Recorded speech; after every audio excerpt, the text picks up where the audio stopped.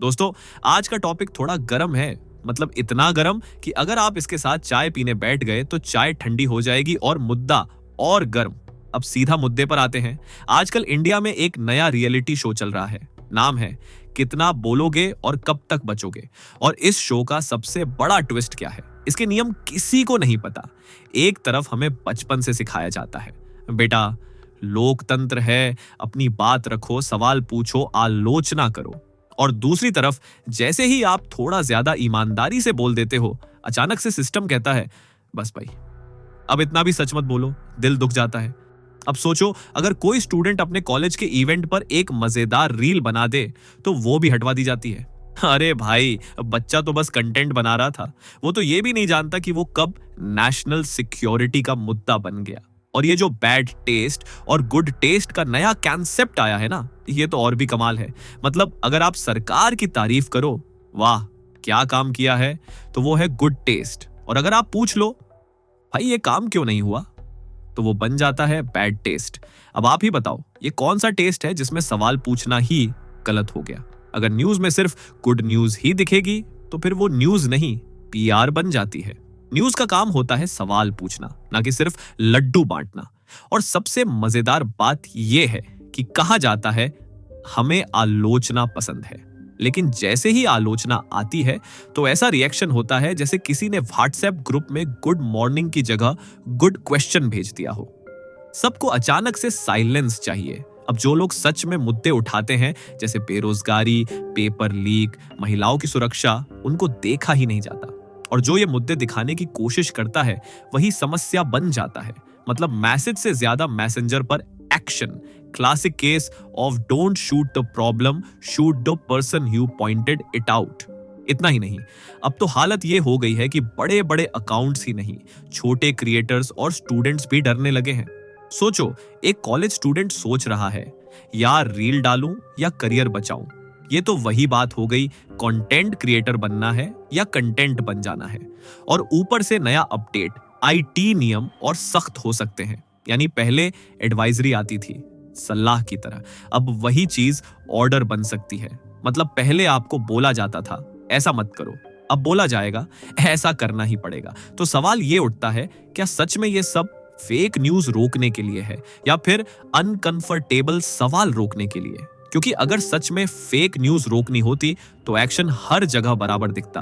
लेकिन यहां तो मामला थोड़ा सिलेक्टिव लग रहा है, जैसे नेटफ्लिक्स की रिकमेंडेशन जो सिर्फ वही दिखाती है जो उसे पसंद है। और सबसे दिलचस्प बात, एआई और डीप फेक का नाम लेकर पूरा पैकेज पेश किया जा रहा है।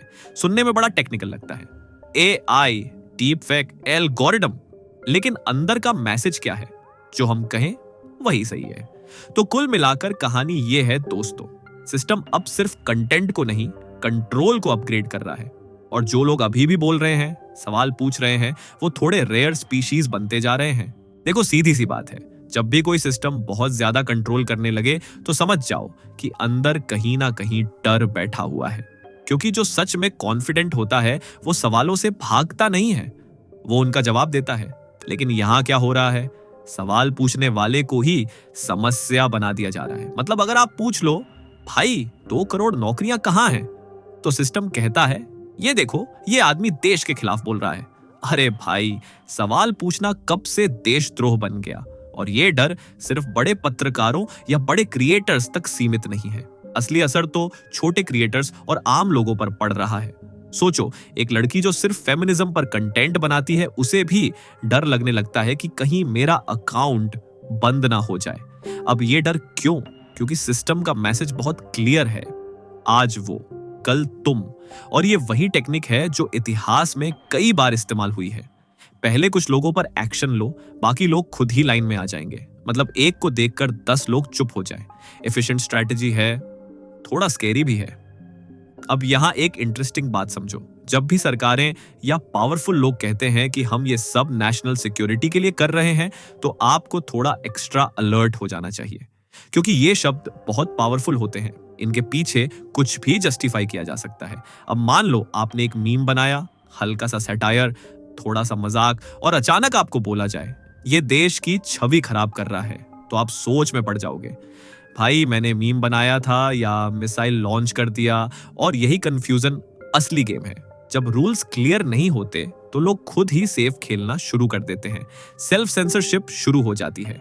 मतलब कोई आपको सीधे नहीं रोक रहा, लेकिन आप खुद ही रुक जाते हो। और ऑनेस्टली ये सबसे डेंजरस फेज होता है, क्योंकि अब सिस्टम को कुछ करने की जरूरत ही नहीं पड़ती, लोग खुद ही चुप हो जाते हैं। अब थोड़ा हिस्ट्री का एंगल डालते हैं, थोड़ा ज्ञान प्लस थोड़ा मजा। जब भी कोई सरकार या सत्ता ज्यादा कंट्रोल करने लगती है तो वो ये मानकर चलती है कि हम नैरेटिव सेट करेंगे, यानी लोगों को क्या सोचना है, क्या बोलना है, सब तय किया जाएगा। लेकिन प्रॉब्लम यह है कि आज का जमाना पहले जैसा नहीं है। पहले इंफॉर्मेशन लिमिटेड थी, अब हर किसी के हाथ में स्मार्टफोन है, हर कोई एक मिनी मीडिया हाउस है। आपको रोकने के लिए 1000 लोगों को कंट्रोल करना पड़ेगा, और सच बताऊं ये प्रैक्टिकली इम्पॉसिबल है। इसलिए क्या हो रहा है, सिस्टम कोशिश कर रहा है, प्लेटफॉर्म्स को कंट्रोल करो, रूल्स सख्त करो, डर क्रिएट करो। लेकिन दूसरी तरफ लोग भी अडेप्ट कर रहे हैं, नई प्लेटफॉर्म्स, नए तरीके, नया ह्यूमर। और यहीं पर ह्यूमर सबसे बड़ा वेपन बन जाता है, क्योंकि जब आप किसी चीज का मजाक उड़ाते हो तो उसका डर खत्म हो जाता है। इसलिए मीम्स इतने पावरफुल होते हैं। एक सिंपल मीम और पूरी पॉलिटिकल स्ट्रैटेजी हिल जाती है। और शायद यही वजह है कि आजकल मीम्स, सैटायर अकाउंट्स और छोटे क्रिएटर्स भी रेडर पर आने लगे हैं, क्योंकि ये लोग सीधे अटैक नहीं करते, लेकिन सटली सिस्टम को मिरर दिखा देते हैं। अब सोचो, अगर एक छोटा क्रिएटर भी इतना पावरफुल हो सकता है, तो इमेजिन करो अगर सब क्रिएटर्स एक साथ आ जाएं तो क्या होगा। यही रीजन है कि आजकल क्रिएटर्स प्रोटेक्शन लॉ जैसी बातें उठ रही हैं।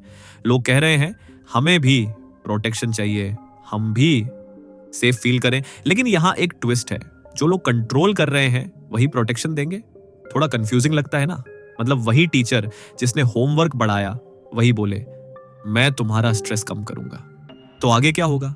क्या सच में कोई प्रोटेक्शन आएगा, या फिर ये सिर्फ एक और गुड साउंडिंग आइडिया रहेगा? और सबसे बड़ा सवाल, क्या लोग डर कर चुप हो जाएंगे, या फिर बोलने वालों की नई जनरेशन तैयार होगी? देखो, किसी भी देश में मीडिया एक बहुत पावरफुल टूल होता है। आइडियली इसका काम होता है सवाल पूछना, ग्राउंड रियलिटी दिखाना और सत्ता को अकाउंटेबल रखना। लेकिन अगर वही मीडिया धीरे धीरे चीयर लीडर मोड में चला जाए तो फिर कहानी थोड़ी अलग हो जाती है। अब इमेजिन करो, आप एक मैच देख रहे हो और कमेंटेटर हर बॉल पर बस एक ही टीम की तारीफ कर रहा है। भले ही दूसरी टीम छक्के मार रही हो, लेकिन कमेंटारी बोले वाह क्या शानदार डिफेंस। कुछ ऐसा ही सीन कई जगह देखने को मिलता है। अब यहाँ एक इंटरेस्टिंग पैटर्न दिखता है। जब भी कोई बड़ा इश्यू आता है, जैसे बेरोजगारी, पेपर लीक या सोशल प्रॉब्लम्स, तो फोकस अचानक शिफ्ट हो जाता है। मतलब असली मुद्दे साइड में और नई डिबेट सेंटर में। कभी ये देशभक्त है या नहीं, कभी ये कल्चर के खिलाफ है, और जनता सोचती रह जाती है भाई जॉब का क्या हुआ। इसको कहते हैं डिस्ट्रैक्शन टेक्निक। आपको असली सवाल से हटाकर किसी और चीज में उलझा देना। अब थोड़ा पीछे चलते हैं। जब प्रॉमिसेस किए जाते हैं, जैसे रोजगार, विकास, सेफ्टी, तो नेचुरली लोगों को उम्मीद होती है कि ये सब पूरा होगा। लेकिन जब ग्राउंड रियलिटी मैच नहीं करती, तब सवाल उठते हैं, और यहां से शुरू होता है नैरेटिव कंट्रोल मोड ऑन। अब आपको बताया जाएगा सब बढ़िया चल रहा है, जो सवाल पूछ रहा है वो गलत है, जो प्रॉब्लम दिखा रहा है वही प्रॉब्लम है। मतलब उल्टा चोर कोतवाल को डांटे। अब एक और मजेदार चीज, लेबलिंग। अगर आप सवाल पूछो, आप एंटी हो, अगर आप सपोर्ट करो, आप पैट्रियट हो। इतना सिंपल इक्वेशन बना दिया गया है कि मैथ्स के स्टूडेंट्स भी कंफ्यूज हो जाएं। और ये लेबलिंग सिर्फ लोगों तक सीमित नहीं है, मीडिया, मूवीज, क्रिएटर्स, सब पर अप्लाई होता है। अब फिल्मों की बात करते हैं। कुछ फिल्में होती हैं जो सिर्फ एंटरटेनमेंट देती हैं, और कुछ फिल्में होती हैं जो सोसाइटी का मिरर दिखाती हैं। लेकिन जब मिरर दिखाने वाली फिल्मों पर प्रेशर आता है और बाकी सब सेफ कंटेंट बनाने लगते हैं, तो धीरे धीरे डाइवर्सिटी खत्म होने लगती है। मतलब हर फिल्म एक ही टेम्पलेट, सब अच्छा है, टेंशन मत लो।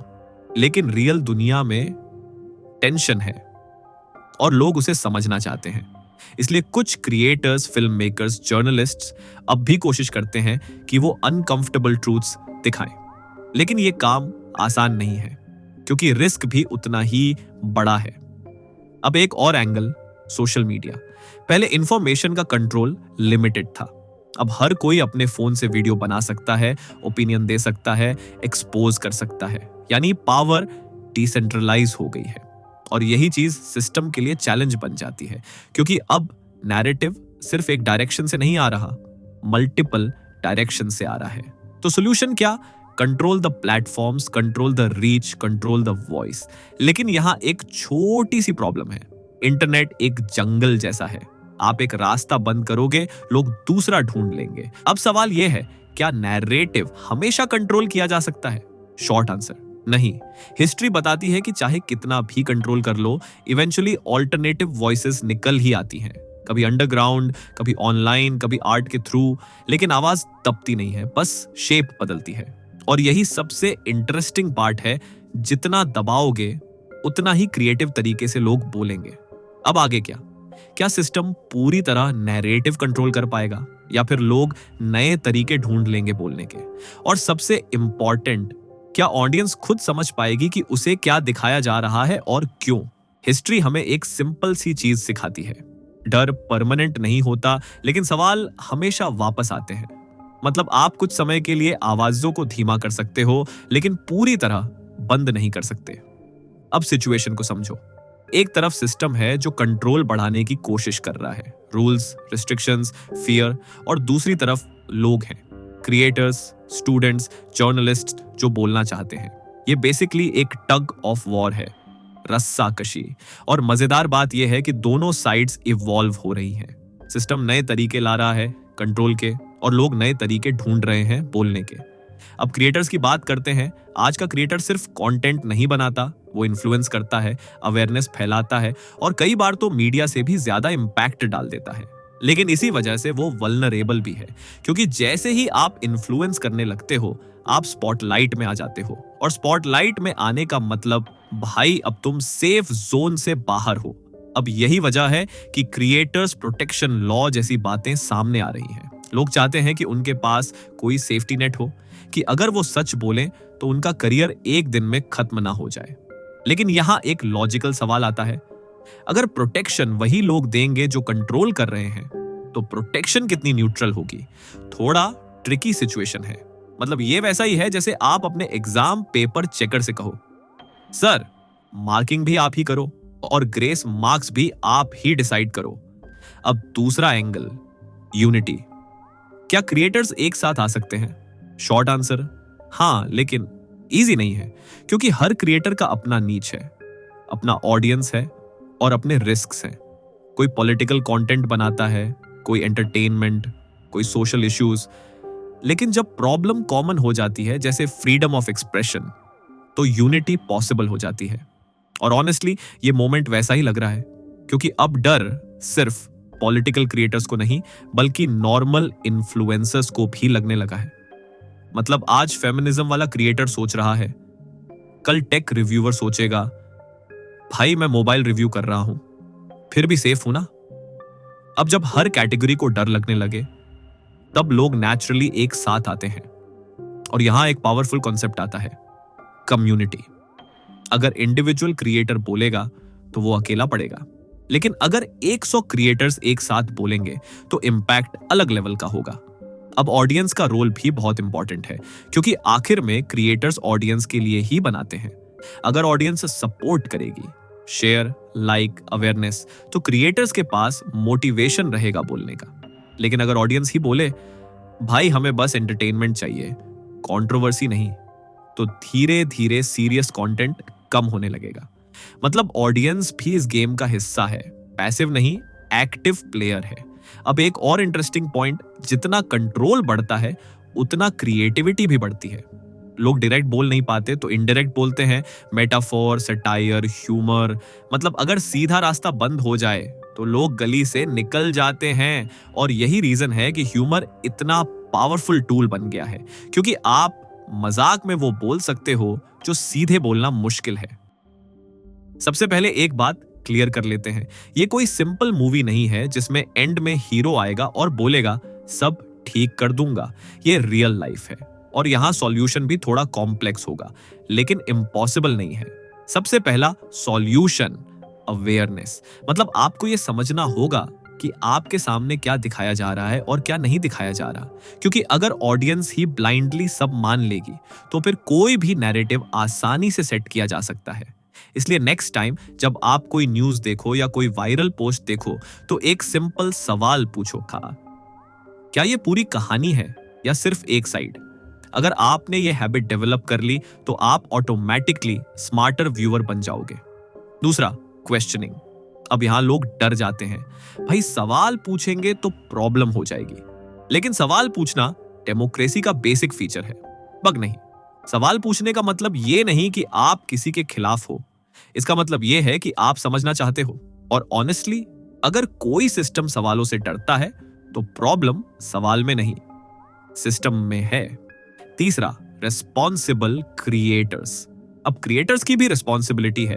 सिर्फ वायरल होने के लिए कुछ भी मत डालो, मतलब ऐसा ना हो कि व्यूज के लिए कुछ भी चलेगा, क्योंकि अगर फेक न्यूज या मिसलीडिंग कंटेंट बढ़ेगा तो फिर स्ट्रिक्ट रूल्स का जस्टिफिकेशन भी बढ़ेगा। तो क्रिएटर्स को बैलेंस रखना पड़ेगा, ट्रूथ प्लस रिस्पॉन्सिबिलिटी। थोड़ा बोरिंग लगता है लेकिन लॉन्ग टर्म में यही काम आता है। चौथा, यूनिटी। जैसा हमने पिछले पार्ट में बात की, अगर क्रिएटर्स डिवाइडेड रहेंगे तो इंपैक्ट कम होगा, लेकिन अगर वो कॉमन इश्यूज पर साथ आएंगे जैसे फ्रीडम, फेयरनेस, तो सिस्टम को भी सुनना पड़ेगा। मतलब अकेले बोलोगे तो आवाज कम होगी, साथ में बोलोगे तो इको बन जाएगा। पांचवा, प्लेटफॉर्म्स का रोल। अब सोशल मीडिया प्लेटफॉर्म्स भी बहुत इंपॉर्टेंट है, उन्हें बैलेंस बनाना होगा। एक तरफ हार्मफुल कंटेंट रोकना और दूसरी तरफ जेन्युइन वॉइसेस को प्रोटेक्ट करना।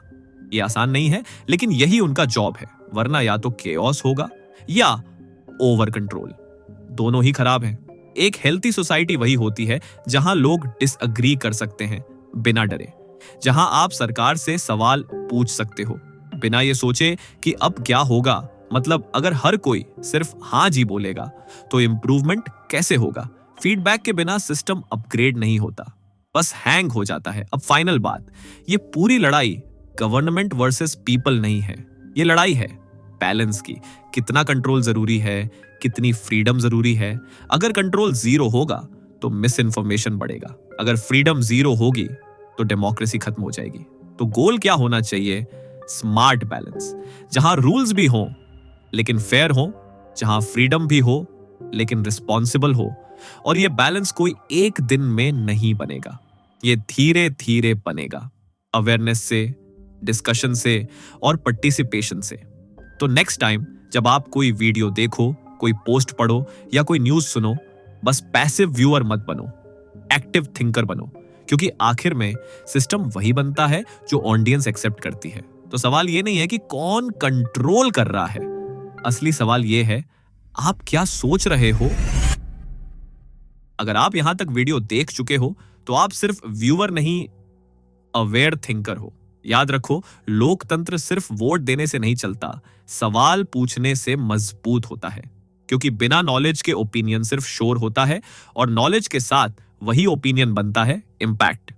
तो सोचते रहो, सवाल पूछते रहो और इन्फॉर्म्ड रहो। मिलते हैं अगली वीडियो में। जय हिंद।